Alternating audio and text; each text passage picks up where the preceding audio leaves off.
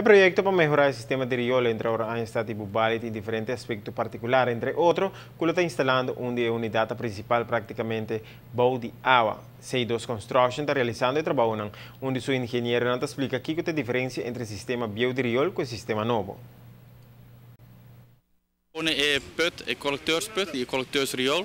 Aqui na altura a água suja está vindo de praia e está worden transportado para worden gepusht in outro riool, que bij Tena Bubali Plus. Zeg het eigenlijk heb je de principal onder tour suja te worden colleccionado die een traditionele overflow, bij de push riool en bij Tena Bubali Plus para transportar água suja.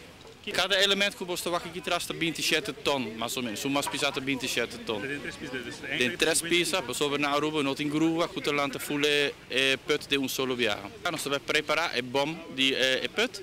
E também worden gesield com seal speciaal para bouw die água.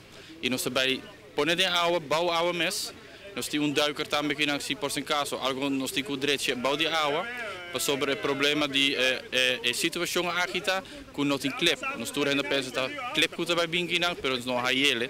E agora aqui nós põe damwand para mim, nós põe bodem de put, depois nós também pompa água para nos vac pira arriba, que também tem vista, e depois nós também põe sundi parte 2 riba de. Vai durar um par de horas para portar quase full dia. O plano principal está com paquita e hotels nang fe mesma linha com praia tin. E hotel também aí na mesma linha de água sushi e saca está uma linha direta de full praia para bei Bubali Plus. E são aqui na te corre e riol bio, se também worden cortar e ora hotels nang tem na mesma linha. E ora sobre não tem problema com capacidade de hotel com full estrutura de praia também junto e não também separar se agora aqui.